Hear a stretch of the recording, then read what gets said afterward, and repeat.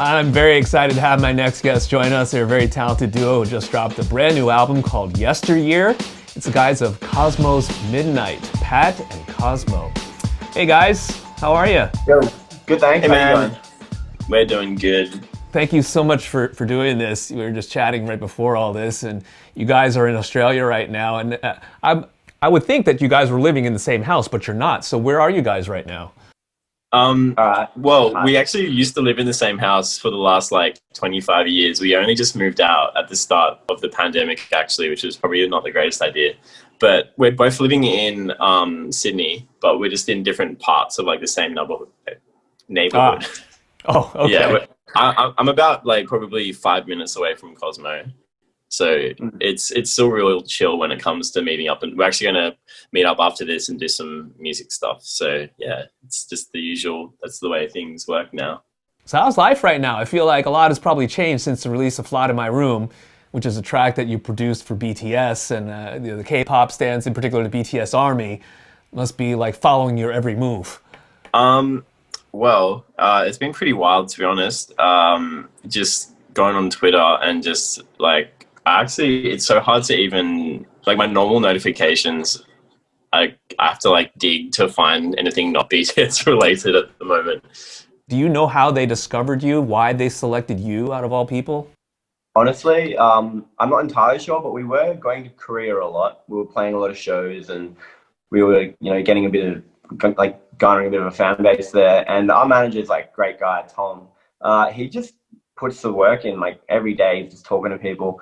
And we got this email was just saying, hey, you guys got any demos lying around? And at first we're yeah, we'll see what happens. We'll send the demo. We won't get our hopes up yet because, you don't want to get too excited until everything's written in stone.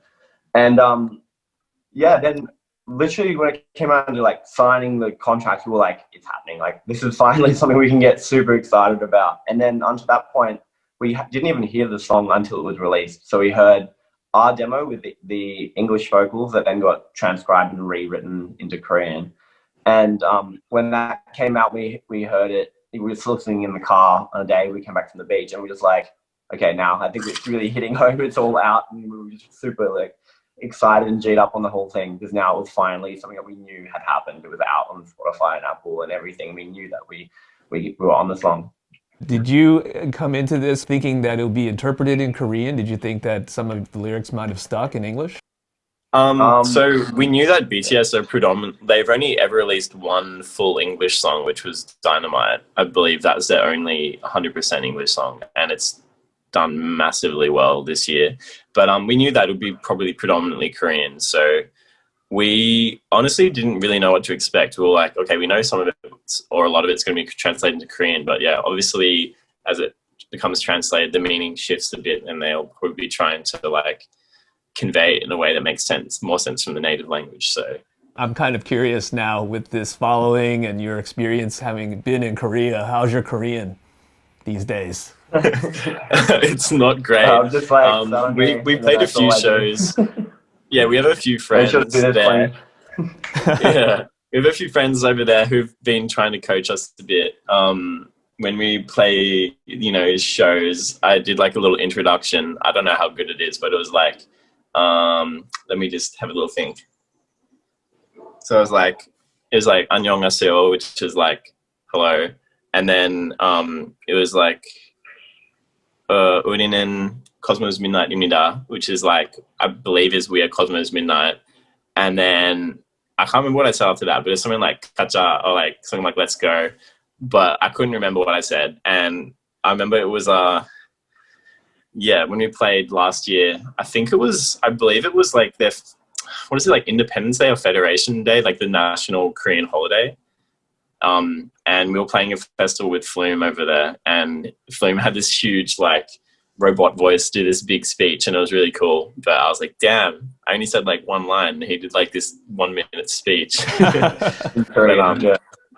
But yeah, I'm not that great. We're not good at Korean.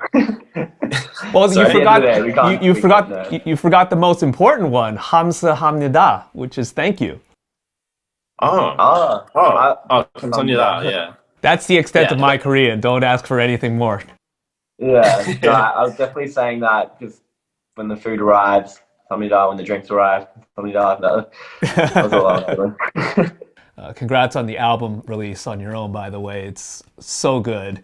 I'm totally digging it. And the interesting thing to note on album number 2 versus what you did on album number 1 is that you did a lot of the production yourselves, fewer collaborations. Pat, you're singing. And so what was the catalyst for approaching this album in that manner?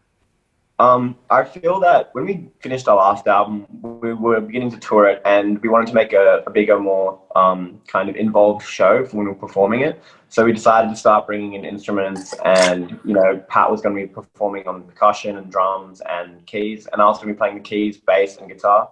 And just through the process of kind of turning our last album into a more live performance, we started integrating all these more organic instruments. And as we heard that combination, we kind of felt like this was the direction our music was going to head in.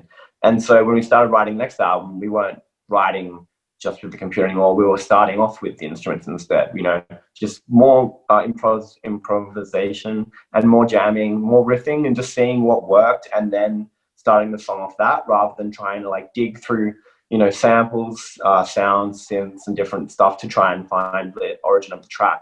So we just, we just jam it out and see where it went from there. And for Pat singing, it was kind of like another thing where we wanted to have more of our own voice in a literal and, like more metaphysical sense of Pat being the voice for our act now, and us no longer having to rely on those vocal collabs to have, have a top line on our tracks. So that was a big part of Pat learning to kind of sing, write, and perform our own songs as well. When you guys first started out, from my understanding, you guys were like the Pat and Cosmo show. You were basically just doing your own thing, stage, right? Pat, were you singing already in that early iteration of the duo? No, I'd always liked to sing, but in terms of singing live, that's something I've only just started doing. We did a live stream in when was it, like late October or early October, I can't remember, of the album. That's the first time I've actually performed live, singing live. And so that was definitely a hurdle. I've never liked singing in front of people or anything, but I always liked writing on music, singing on music. And yeah, I guess it's just a bridge you have to cross at some point, especially when you have an album that's like 90% with me singing on it. Over time, as we started slowly progressing into a live band, it just started feeling more and more right.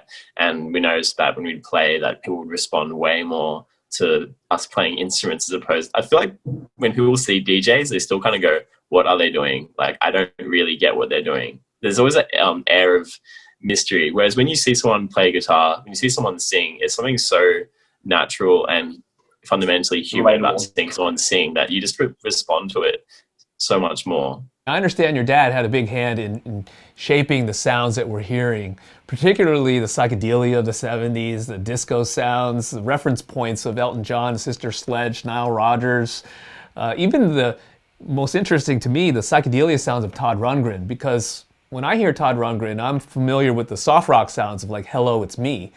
And that's totally different than what he introduced to you. So what's his music background? Is your dad just a music fan? Was he a musician at some point before becoming a painter? Yeah, I feel like Dad was like a huge music fan. Like his record collection, it takes up walls. And there's not even all the stuff in my parents' house. It's not even his whole collection. He's got it in storage as well. He's got, he's basically got the entire, a good 40-year chunk of music all in vinyl, from like Motown to Detroit, like rock, and I guess that is Motown, like grunge, punk, like towards like Talking Heads, Velvet Underground, and disco. He got like literally a whole span like of decades of music, and I guess having that knowledge in the background was like so good, because he just not have so many, like such a well of musical experience to draw from when he'd be listening to our music. He'd be like, oh, that reminds me of this song. Like, he was always emailing me and Pat, like, 2 in the morning, being like, "Oh, I found this song that actually might be really cool. If you guys want to have a listen, it might inspire you or something." And he'd be constantly. That was kind of like